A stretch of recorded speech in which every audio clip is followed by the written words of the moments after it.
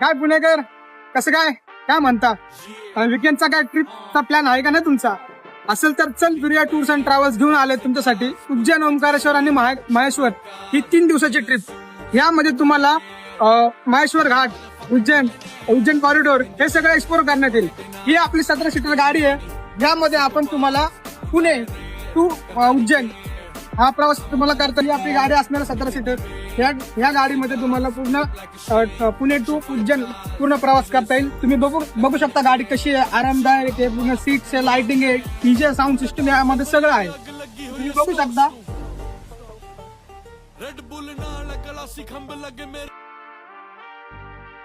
ही आपली गाडी पूर्ण लाइटिंग बिटिंग पूर्ण या गाडीमध्ये आहे अवेलेबल।